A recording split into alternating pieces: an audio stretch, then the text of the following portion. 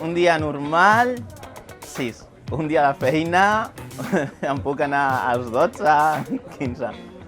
Doncs he estat apuntat a diferents gimnàs, però sempre he acabat marxant.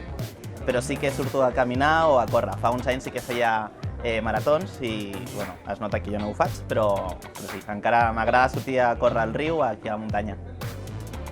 A veure, ara estic veient, justament aquesta nit que em vaig quedar a sopa al llit i no sé en quin capítol m'he aixecat, Los 100.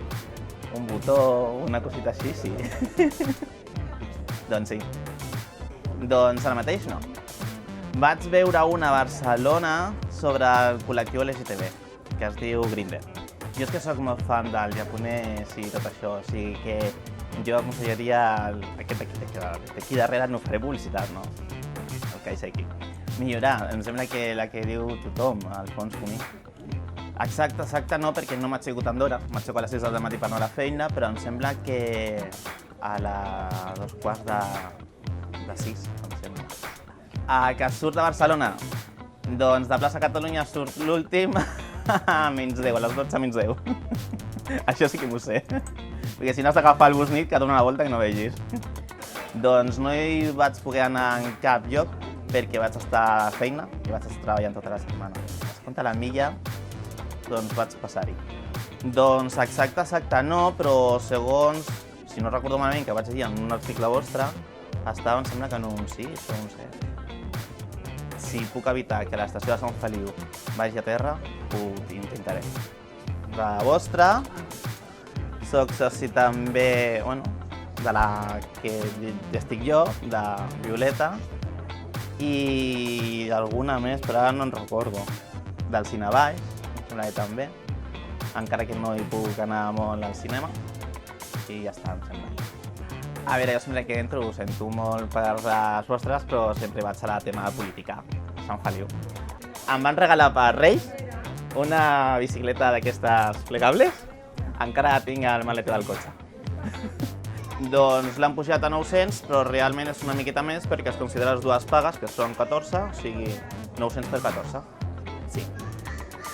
Soc feminista, soc defensor dels drets LGTBI, soc defensor de la igualtat. A mi m'agradaria un govern d'esquerres, clar, i no anar una altra vegada a eleccions i eleccions i eleccions, com va passar fa un parell o 3 d'anys. Doncs amb el que hi ha ara, després de les votacions, estaria molt bé una coalició de PSOE, que és el que ha guanyat, amb Podem, i m'agradaria que amb el suport d'Esquerra. No el segueixo perquè quan està el judici és pel dematí, jo treballo pel dematí, però quan surto de la feina a les 3 del migdia sí que poso a Catalunya Ràdio i sí que l'estan comentant, llavors entre que surto de la feina a casa sí que escolto els resums del procés. A quin sentit? Políticament, Esquerra, doncs et podria dir que blau per al color de l'Europa, si no em sembla una altra cosa. Sí. Mira, crec que 40 anys als mateixos partits, les idees s'esgoten, no hi ha renovació, encara que canviïs la cara, les idees són les mateixes.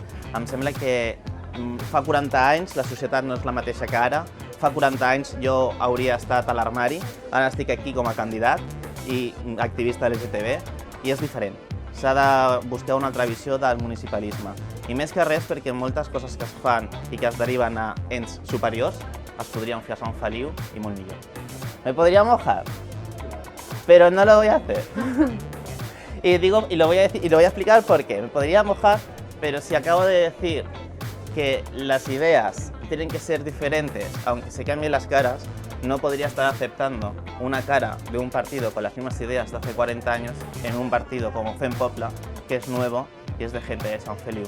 No hay políticos en la lista de Sant Feliu. El único que se podría llamar político, me podrían decir a mí, pero que tampoco lo soy, porque yo me considero activista político, no político. Estaría dispuesto a pactar con cualquier partido que deje de lado las ideologías de Cataluña, de España, banderas y otra cosa, para hablar únicamente y exclusivamente de las propuestas que hay para Sant Feliu. sin más. Con todos aquellos que incumplen los derechos humanos, la lucha contra la violencia de género, todos aquellos que tienen un discurso de delito de odio que hace que el auge y se sientan impunes para hacer lo que suelen hacer, con todos esos no pactaría. Todo el mundo lo sabe, no voy a dar publicidad.